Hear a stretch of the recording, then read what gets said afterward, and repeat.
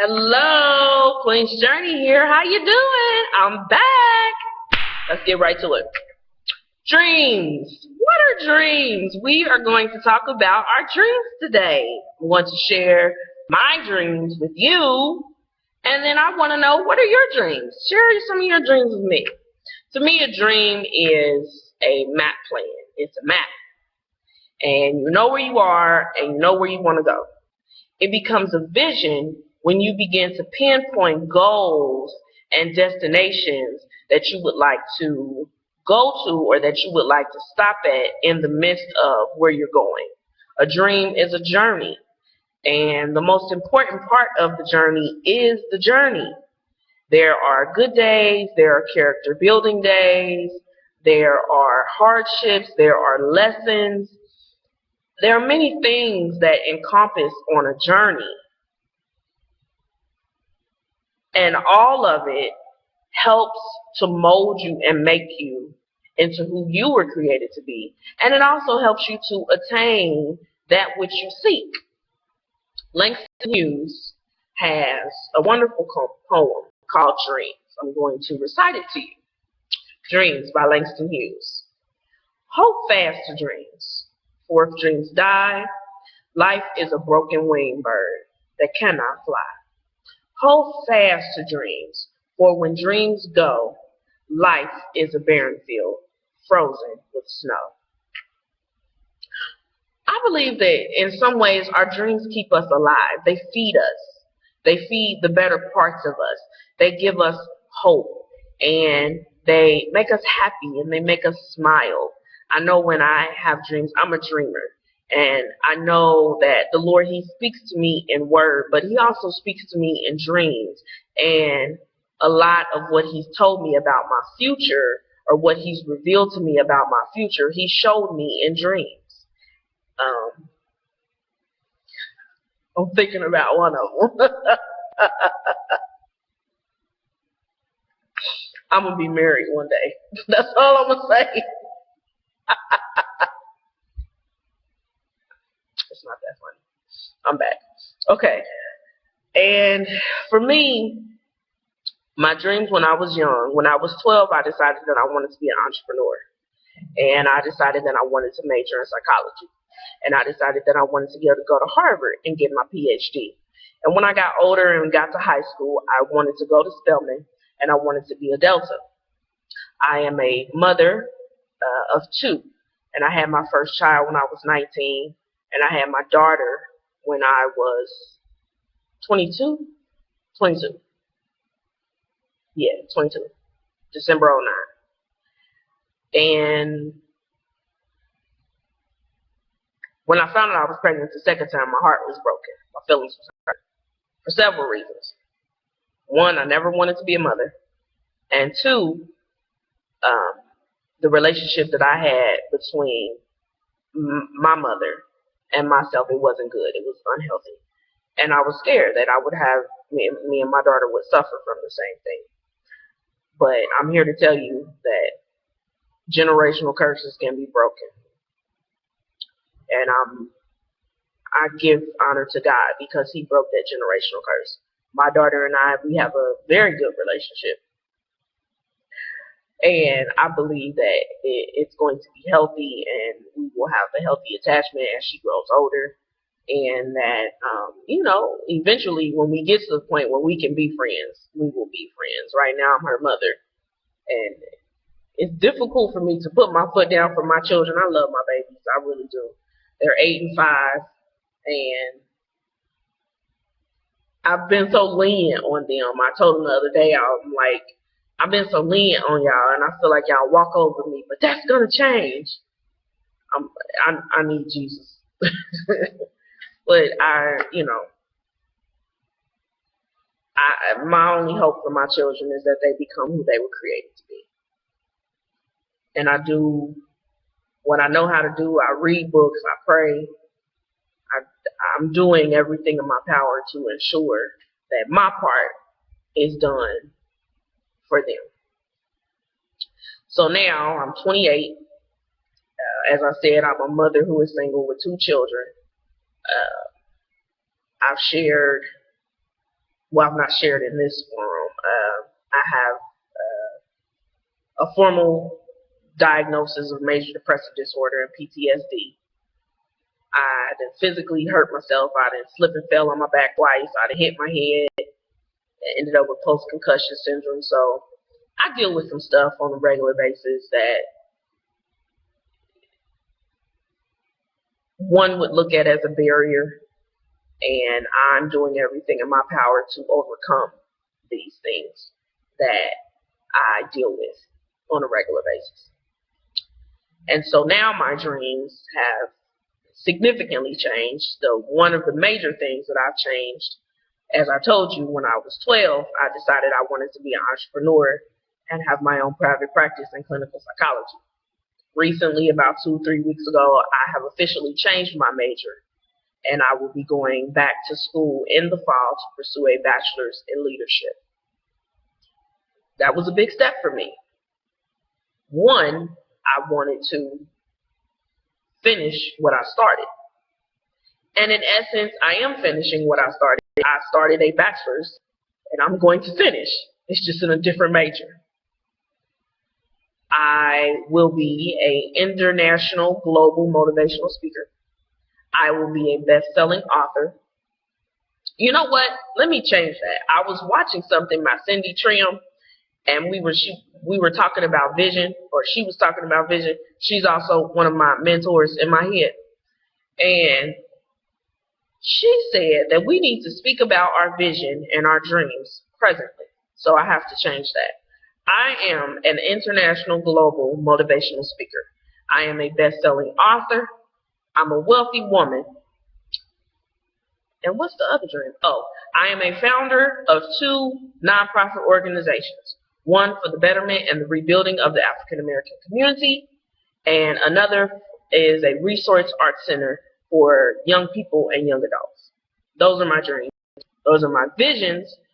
Those things are what I am doing right now, and I am making daily steps to that vision and those goals that I just laid out for you.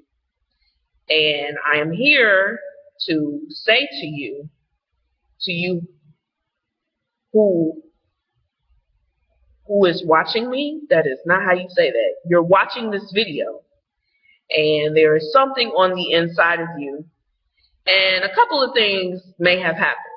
You are procrastinating, you're a bit stagnant, or you feel like it's dead. And I'm here to tell you that the same resurrection power that rose Jesus Christ from the dead is on the side of you. And that dream that you think is dead is very much alive. Thank you, Lord. I felt that. And to you, those of you who are stagnant and procrastinating, that's not a very good place to be in. I'm not here to judge you. What I do to combat my procrastination is I make goals. I start monthly, work my way back to weekly, and then I break them down to daily. I actually have a sheet of paper that helps me with that. Hold on, I think I have it right here. I can show it to you. And so this is my schedule. It's a schedule. I have a schedule. And I read something that says you should put your name on everything. Anything that you do, put your name and date it. So, okay. And this is my goal sheet. It's a MAP, Manageable Action Plan. So this is an older one. This is the one that I just finished back in April. So I have to do my one for June for the summer. Something very powerful happened for me the other day. Basically, the Lord handed me my future. Everything that I've been praying for, everything that I've been hoping for, He handed it to me. And I have to do one thing. I have to put in an application. Well, 2 things. I gotta redo my application for school, but that's nothing. That's not the issue. That's done. This thing that the Lord just handed to me, though, when He handed me that, I was sitting there talking to that lady, and she just kind of handed me something, and I was just looking at it like, wow. It still amazes me that the Lord answers my prayers. It blows my mind every time I think about it. Like, oh, I prayed for that. Oh wow, well thank you, Lord, and I pray, and it brings tears to my eyes because y'all, God is real. He's real. I don't know how else to say it. He's real. Oh my goodness, you better try him and see. Oh, taste and see that the Lord is good. So stop procrastinating. Get up off your behind and get to what you need to do. To you, to those of you who are watching and you feel like, there's no coming back from where you done came from. I done came back from the dead, literally. I was spiritually dead on the inside. I didn't even know how engrossed in confusion it was, how wrapped up in myself. I was smoking weed. I was, sexing it up, clubbing it up, virtually being the person who I claimed that I wasn't, because I worked and I had a job and I had my own place, had my own car, take care of my kids. I don't need nobody to take care of me and da da da da. That is not true. I need Jesus to take care of me and my husband. If you out there, I love you, baby. If you watching, I know you out there. But yeah, they're not dead.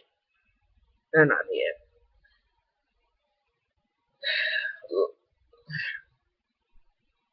If you allow life to tear you down in such a way that you feel like all hope is lost, then yeah, that will be your mindset. We can't lose hope. We can't do that. And I mean, I'll take it back to the civil rights movement. I'll take it back to slavery, where we come from. And when I talk about we, and I take nothing from us as a human race at this point, and I'm not talking about this today, but we're human. That whole race thing, and I know that racism is real and white supremacy and all of that. I ain't talking about today. I'm talking about our history. And we have overcome stuff as a people that basically puts to death the notion that we cannot overcome. It's just not true. Women, the things that African Americans, the things that we have had to endure, and at this point, what we're fighting, I believe, is financial inequality, and that comes from the fact that we, as African Americans, have not passed down the knowledge of wealth and the actual wealth to our children as generations, but that generational curse is broken. I'm here to tell you, I am passing down the wealth of not the knowledge of wealth, and I am also passing down wealth, and I am also passing down legacy to my children and to my children's children. And when I'm dead and gone, folk gonna talk about me. That's just what that is. So, it's a lie that your dreams are dead. It's a lie. You may have to rearrange some stuff. You may have to change some stuff around.